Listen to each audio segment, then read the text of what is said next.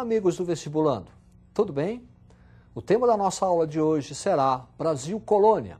Vamos identificar as principais instituições e as principais atividades econômicas do período colonial.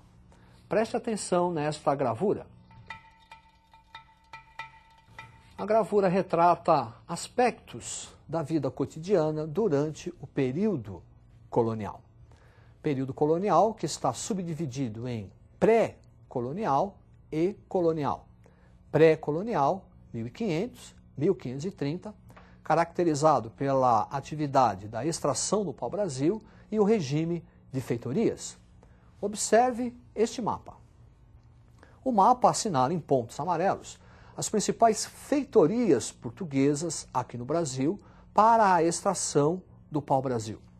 Essa atividade econômica era exercida pelos índios. Portanto, os índios iam até a mata, retiravam a madeira pau-brasil, que tinha uma importância para a Europa.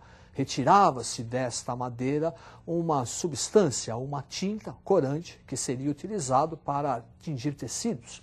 E feitoria é um entreposto comercial.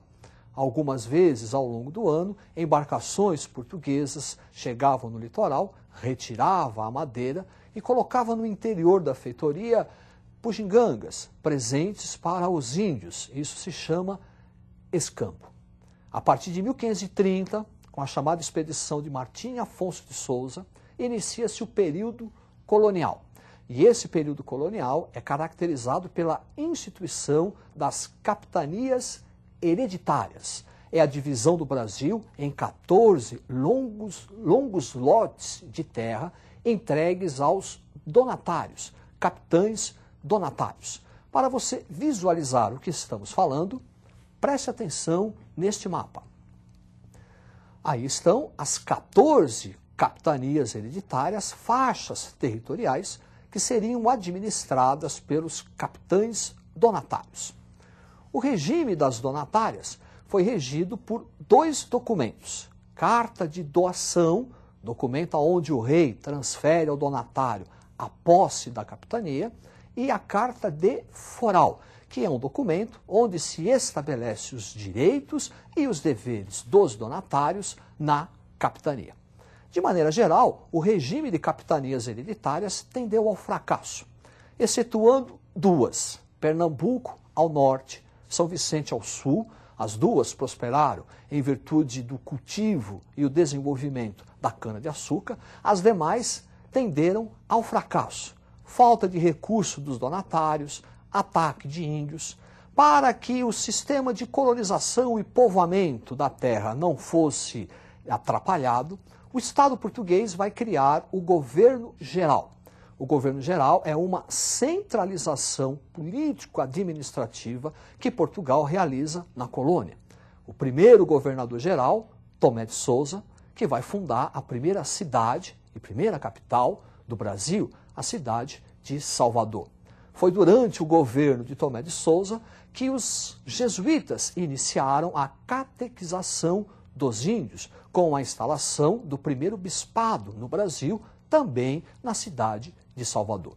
Duarte da Costa, nosso segundo governador-geral, o seu governo teve uma série de complicações, atrito dos colonos com os índios e a invasão francesa no Rio de Janeiro. O terceiro governador-geral, Mendes Sá. Com Mendes Sá, houve a expulsão dos franceses e a fundação daquela que será a segunda cidade e também segunda capital do Brasil, a cidade de São Sebastião, do Rio de Janeiro. Para reforçar o que estamos falando, preste atenção neste quadro. Administração colonial, as capitanias hereditárias, o governo geral e as câmaras municipais. As câmaras municipais refletem o chamado poder local. É onde os grandes proprietários de terra decidiam, tomavam as principais decisões políticas. Aumento de salário, cunhagem de moeda, aumento ou não dos impostos. Eram representados pelos chamados homens bons. Quer dizer, para ser vereador, que era em número de 3, tem que ser grande proprietário de terra e escravocrata. Para ser juiz, também tem que ser um grande proprietário de terra e escravocrata. Isso era chamado de homens bons. Ao longo do período colonial, nós vamos ter uma série de conflitos entre a Câmara Municipal, que lutava pelos interesses locais do colono, e as instituições metropolitanas, o governo geral, o Conselho Ultramarino, que representava as decisões do Estado metropolitano. Sobre a atividade econômica, o primeiro grande produto vai ser a cana-de-açúcar, o mundo do açúcar, desenvolvido a partir da plantation, o latifúndio, monocultor, escravocrata. Nesse mundo do açúcar, vamos destacar o enorme papel dos holandeses, responsáveis pelo financiamento para a montagem do engenho colonial, também responsáveis pelo transporte do açúcar para a Europa, refino desse açúcar e depois a distribuição do açúcar refinado por toda a Europa. Preste atenção nesta gravura. Aí está o engenho colonial. Podemos identificar a senzala, onde ficavam os escravos, a Casa Grande, não só residência, mas também um quartel-general, um centro administrativo de toda a vida colonial, ali a capela e aqui o engenho colonial, o principal local do mundo do açúcar. É por isso que falamos agromanufatura do açúcar.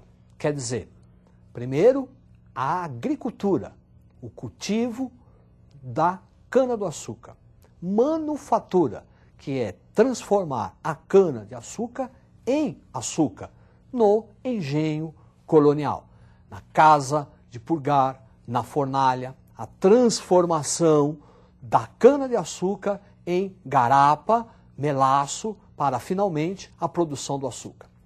Além da atividade econômica açucareira, temos também o tabaco, importante atividade que vai suprir o mundo do açúcar de escravos, utilizado no tráfico negreiro, e a pecuária, uma atividade importante para o mundo do açúcar, já que a pecuária era responsável pelo fornecimento do alimento, a carne, o leite. Também a pecuária era utilizada no transporte, o famoso carro de boi, e força motriz para o funcionamento da moenda, que vai transformar a cana-de-açúcar em garapa. Esse mundo do açúcar é tão importante que podemos fazer uma comparação com a pecuária. Preste atenção no quadro. Açúcar é uma atividade econômica desenvolvida no litoral, litorânea, mais próxima à zona de escoamento para atender às necessidades do mercado externo. Já a pecuária não, foi uma atividade econômica do interior. A pecuária foi uma das atividades que vai favorecer a interiorização da colonização, porque a pecuária voltava-se para atender às necessidades do mercado interno. No mundo do açúcar, trabalho escravo, e na pecuária, trabalho livre. Muita atenção, pecuária, trabalho livre, porque a pecuária no Brasil é uma pecuária extensiva. O gado fica solto, à vontade. Então você não pode colocar escravos para tomar conta. É aí que vai surgir a famosa figura do boiadeiro. Como diz aquela canção, sou desse chão onde o rei é peão.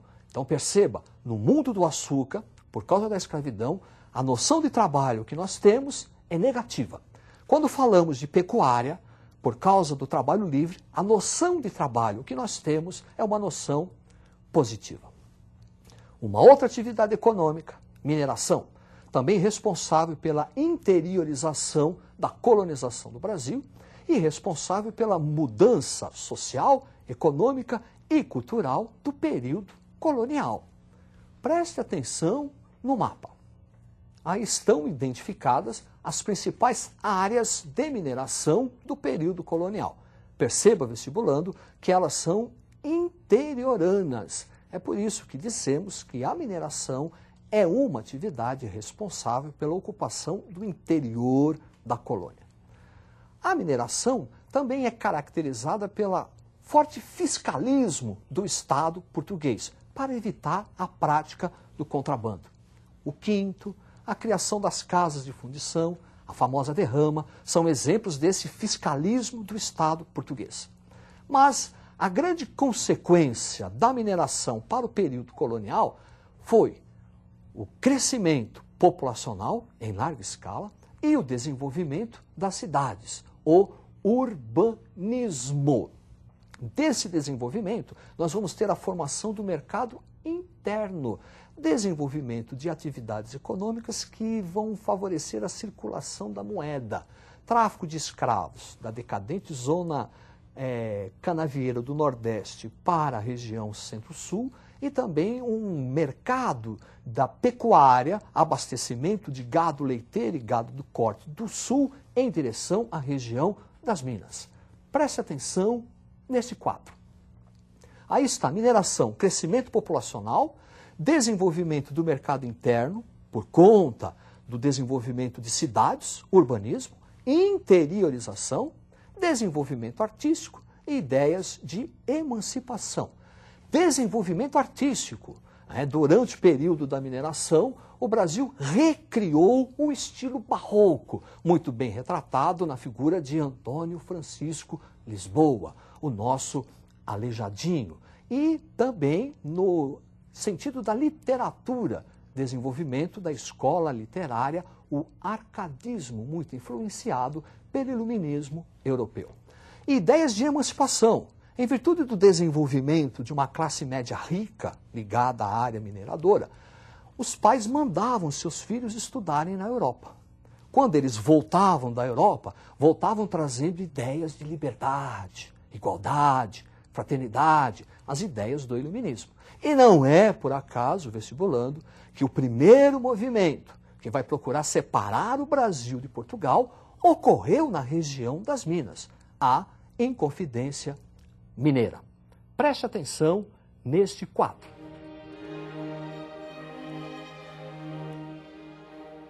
Aí está retratado a figura, um dos principais líderes do movimento da Inconfidência Mineira, que tentou libertar o Brasil de Portugal. É isso aí, até a próxima, estudem.